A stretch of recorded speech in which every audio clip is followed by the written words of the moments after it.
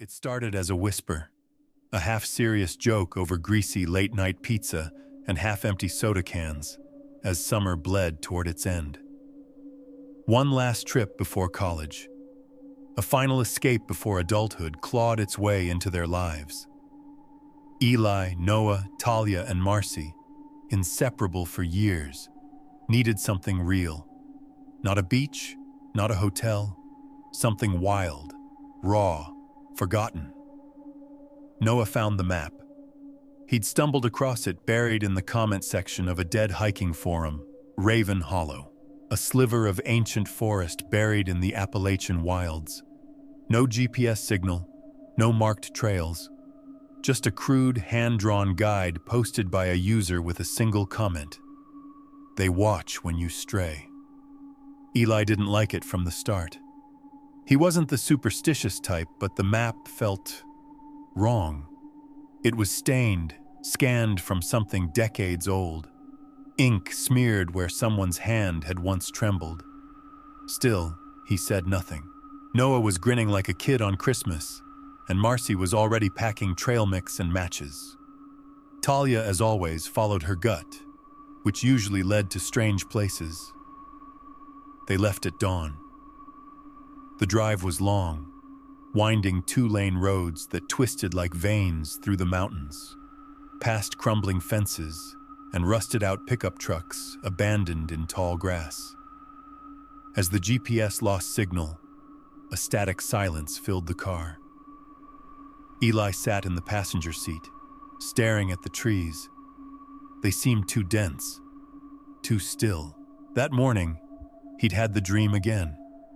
He never told the others about it, how it always began with leaves crunching under bare feet, the sky a bruised gray above.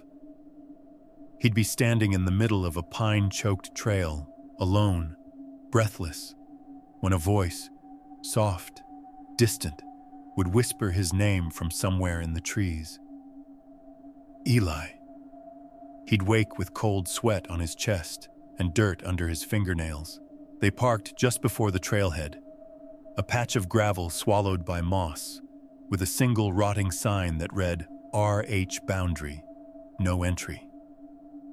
Noah took a photo and laughed. Perfect. Backpacks on, they hiked in. At first, the woods were beautiful. Sunlight fractured through the canopy above, dappling the earth in gold. Talia skipped ahead, snapping Polaroids with her old camera. Marcy hummed quietly, twirling a lanyard around her fingers. The forest smelled like pine and damp earth, rich and alive. But the deeper they went, the stranger it became. The path narrowed, becoming more animal trail than footpath. The air grew cooler, heavy. Eli noticed the birds had stopped singing. Only the crunch of boots and their shallow breaths filled the silence. "Hey," Marcy said suddenly. "My compass just spun itself stupid." Eli took a look. The needle trembled in place, then swung wildly east. Noah shrugged. Magnetic deposit, maybe? But Eli saw it. The look in Talia's eyes. She'd felt it too, like something was off. A mile later, they reached it. The clearing. A wide patch of forest floor circled by tall, ancient trees. At its center stood an old stone altar, half collapsed and wrapped in roots, like the forest had tried to pull it under.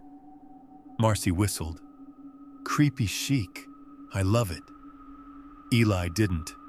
Something about the stones made his skin crawl. Each one was carved with symbols, not letters, not words, more like scratches. Marks that seemed to shift when he wasn't looking directly at them.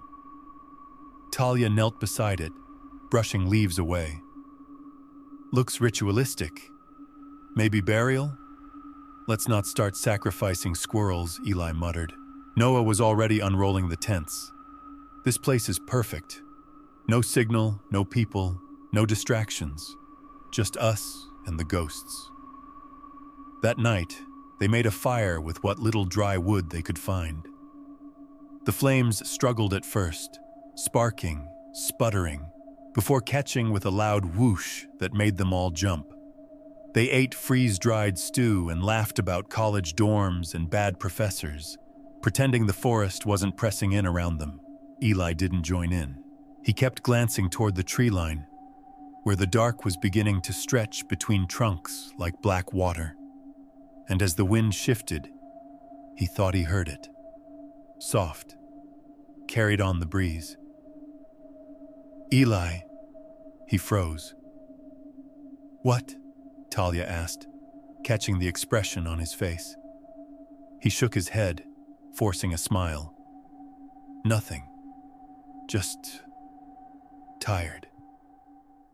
But something in the forest had spoken, and it knew his name. They were wrapped in sleeping bags near the altar, trying to sleep. But the night in Raven Hollow didn't sleep. It listened, and it breathed. Eli lay awake, eyes locked on the canopy above, where the stars barely pierced through the branches. His ears strained to hear beyond the crackle of the dying fire. Something was shifting out there. Not just wind in the leaves, footsteps. Soft, measured, circling. He turned his head. Marcy was asleep beside him. Her lips parted slightly, fingers still curled around the silver pendant she'd found earlier that day. She had unearthed it beneath the altar, tangled in roots like it had been trying to claw its way free. It was a crude thing, oval with blackened edges and a symbol etched on one side. She wore it like a prize. Eli didn't like it. At some point, the sounds stopped.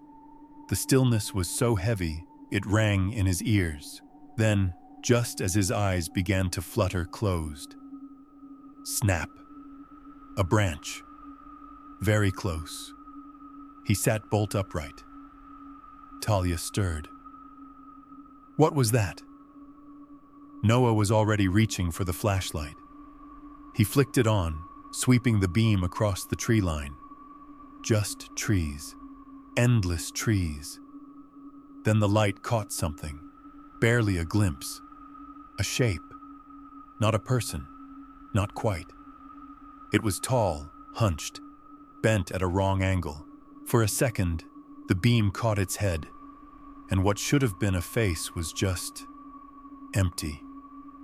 A smoothed-out surface. Hollow. Then it was gone.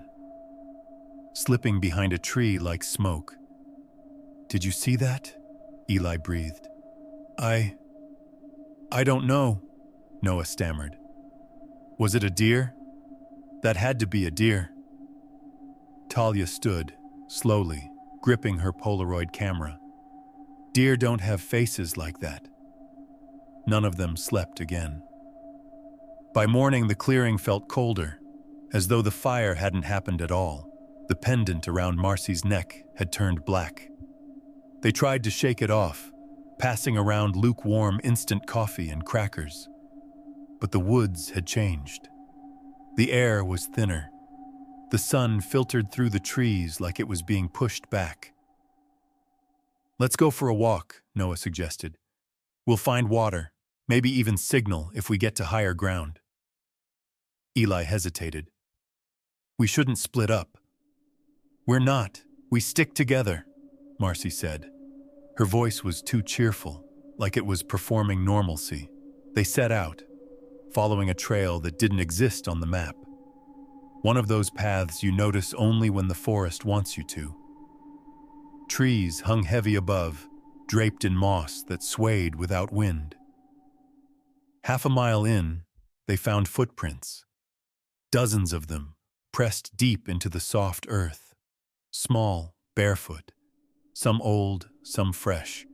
They circled a tree like a ritual. Maybe some backwoods kids, Talia offered, but her voice betrayed her. Noah knelt to inspect them. These aren't human, look, and each print had too many toes, and some seemed reversed. The heel was where the toes should be. They hurried back, but when they returned to camp, everything had changed. The fire pit was gone. just cold dirt. The altar had sunk lower, stones cracked and crumbling, and their food supplies had been shredded, packages torn open like by claws, contents spilled into strange patterns on the ground. No one spoke. They all saw it. A symbol carved into the dirt where their bags had been. It was the same one etched into Marcy's pendant. That night, they sat in a tighter circle, backs nearly touching, fire roaring with twice the wood, but giving off half the heat. "I don't think we're alone," Talia said quietly. "I don't think we ever were." Eli wanted to agree, but then he heard it, just past the edge of the firelight. A breath. No, not a breath. A chant. Low, monotonous, repeating in a language that didn't belong to this earth. Marcy stood up, dazed, the blackened pendant swinging around her neck. "Do you hear it?" she whispered. "They're singing." The fire cracked violently, sparks flew, and in the dark at the edge of the clearing something moved. Marcy stood at the edge of the clearing, her face pale and slack, like a puppet waiting for strings. The black pendant hung from her neck, pulsing faintly with a dull glow. Behind her, the whispering deepened, no longer just sound, but something alive, thick in the air, like fog pressing against skin. "Marcy," Eli said cautiously, standing. "Come back." She didn't move. Instead, her lips parted. From her mouth came a voice that wasn't hers, low, raspy, echoing like it came from a cavern. Words in a language none of them understood spilled out, and the shadows around her grew longer, darker, stretching like reaching fingers across the forest floor. Talia screamed. Noah rushed forward, grabbing Marcy's shoulders. She collapsed in his arms, unconscious but breathing. The pendant slipped from her neck and hit the dirt with a hiss, like metal touching ice. "What the hell is happening?" Talia's voice cracked. Eli couldn't answer. The whispering faded, but the forest had changed. They moved deeper into Raven Hollow the next morning, not by choice. The trail behind them was gone. Where the path once lay, there was only twisted underbrush and rotted trees leaning at impossible angles. The woods had swallowed it whole.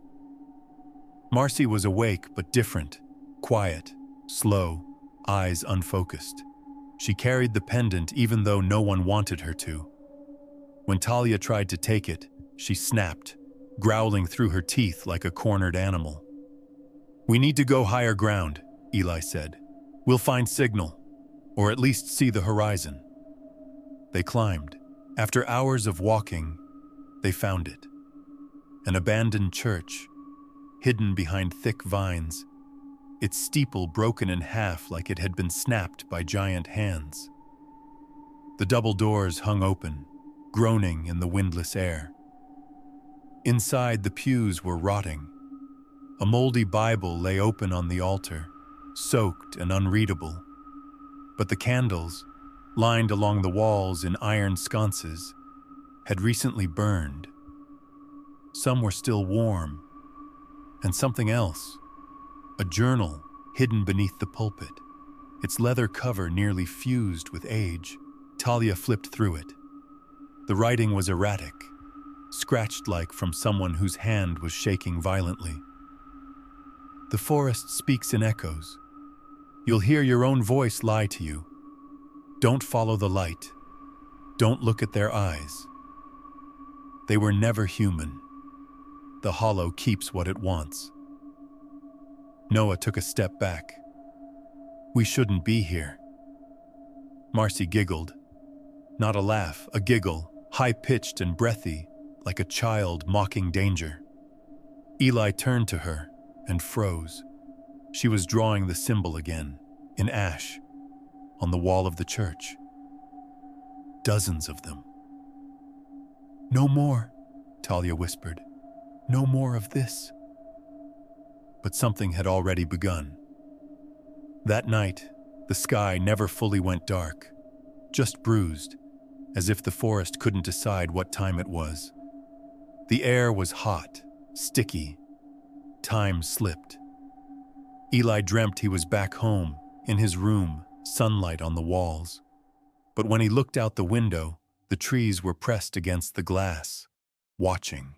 He turned around, and Marcy was there, her face blank, eyes black and hollow. "You're going to stay," she said. He woke up screaming, and the fire was gone. Talia sat hunched over, clutching her stomach. "I heard them, in my head. They said we're being judged." Noah paced, flashlight beam twitching in his hand. "We need to get out now. I don't care how." Eli noticed something in the trees. Eyes, dozens of them, not glowing, not reflective, just present, deep set and wrong, watching from the shadows without blinking. Then the forest shifted again. Their compass spun. The GPS flickered and showed coordinates from days ago, a spot they passed when they entered.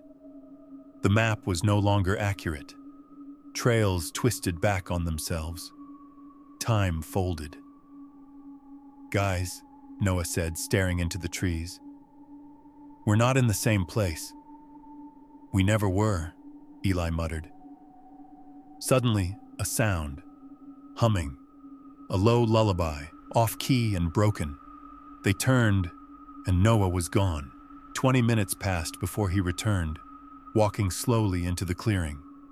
His shirt was torn, and blood caked the side of his face. "Noah!" Talia rushed toward him.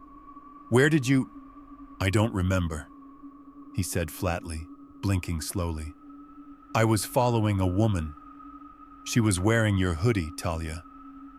She looked down at herself, still wearing the hoodie. Noah smiled. "She told me something." "What?" Eli asked. He leaned in. "One of us doesn't leave." A cold mist fell from the sky in a constant, soundless drizzle. The fire refused to catch, no matter how much kindling they piled.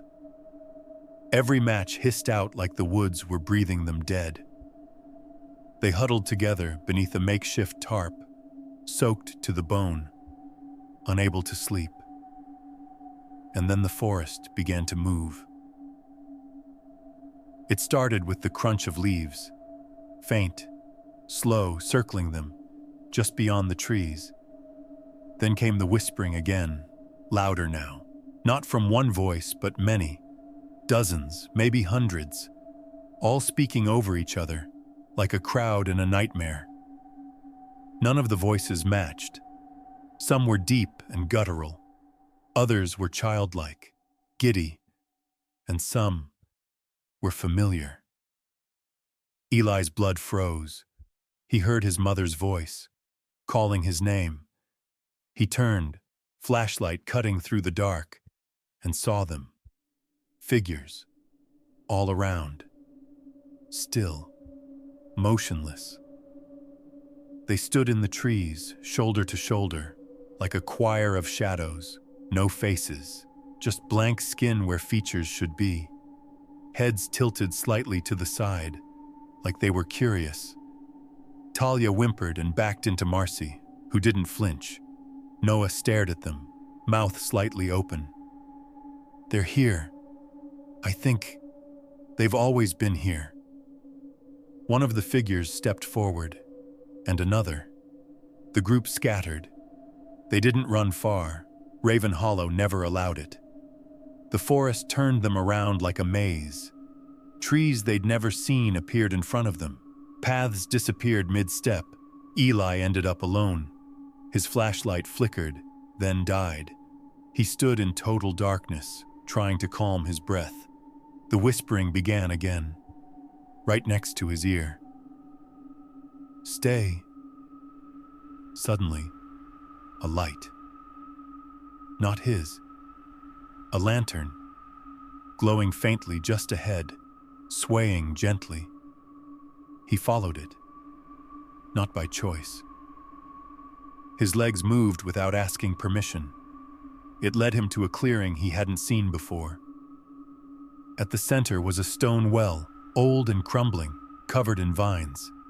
And Marcy, she stood at the edge staring down, whispering to herself. The pendant was gone. "Marcy?" Eli called. She looked up slowly and smiled. Her eyes were black. "All they wanted was a voice," she whispered. "I gave it to them." Then she stepped into the well. Eli ran to the edge, but it was empty.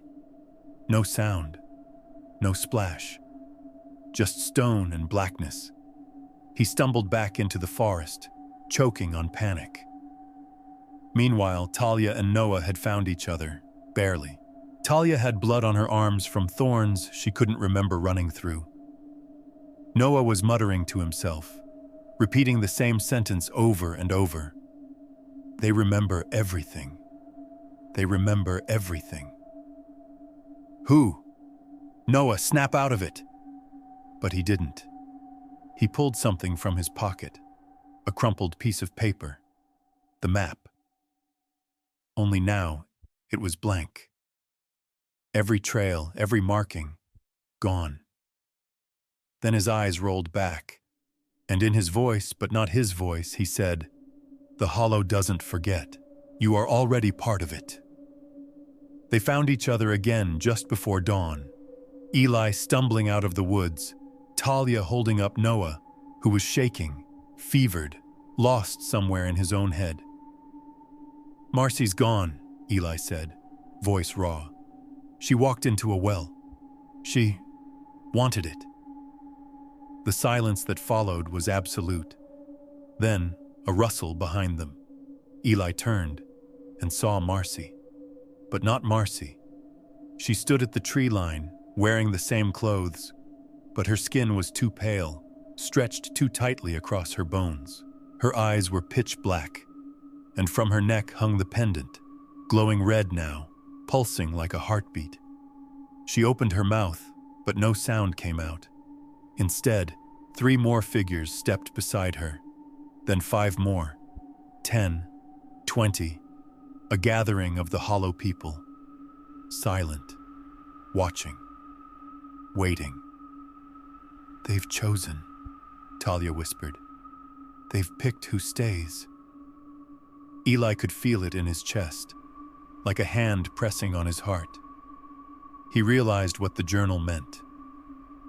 One to stay. One to be the voice. One to forget. One to feed them. "They're going to take one of us," he said. "Maybe more." Noah moaned beside him, rocking, and behind them, the whispering began to chant. Words with no meaning, but full of weight. A ritual. The Hollow people began to move forward. Eli turned to Talia. "Run!" Through mud and shadow, over roots that twisted like serpents beneath the leaves. The forest was no longer a place. It was alive, pulsing, closing in around them. Trees shifted positions, branches scraped like claws at their faces, and behind them came the whispering, louder now, unified. A single word echoed in the dark, over and over. "Stay." Eli gripped Noah's collar with one hand, dragging him forward. Talia ran ahead, screaming for them to keep moving, flashlight beam bouncing wildly.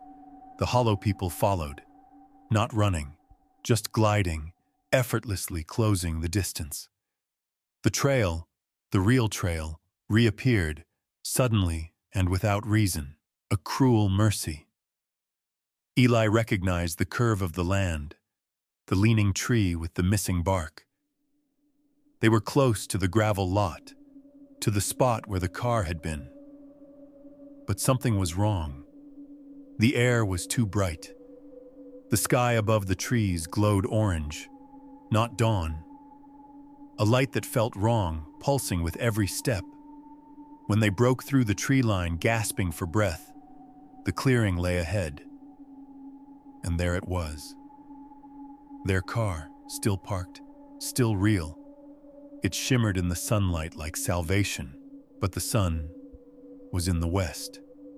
Eli froze. "Wait," he gasped, pulling Talia back. "The sun was rising. It's supposed to be east." She looked up. The light was wrong, too steady, like it wasn't coming from the sky at all. A voice behind them. "Almost home." They turned. Marcy, or what was left of her. Her face had cracked down the middle like porcelain. Her eyes wept ink, and her voice came from somewhere beneath her mouth. "I left so one could live," she said. "That's the rule." Eli looked around. Noah was on his knees, eyes wide. Talia clutched her sides, trembling.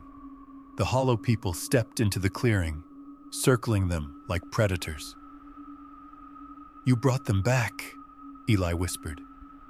"You were the voice." Marcy smiled, teeth splintered like bark. Talia backed away. "What do they want?" Marcy raised a hand. Behind her, the forest shifted, revealing a mirror, massive, old, framed in twisted wood. It stood where the altar once was. In its reflection, the three of them stood alone. No forest, no hollow people, no Marcy. Just the three of them, untouched, whole. "The hollow offers mercy," Marcy said, "but only if one stays behind." They understood then. It was a bargain. One would stay, become the next watcher, the next voice. One would forget, return to the world, empty. One would remember, carry the truth. Noah began to walk toward the mirror, his feet dragging like he was underwater. "I'm tired," he whispered. "Let me go home." Talia screamed after him. "No! No, they're tricking you!" Eli stepped forward. "I'll stay," he said. Everything stopped. The hollow people froze. Talia grabbed his arm. "What are you saying?" Eli turned to her, eyes full of tears. "They won't stop unless they get what they want. You and Noah, you can still leave. You don't have to do this." "Yes," he interrupted, voice shaking. "I do."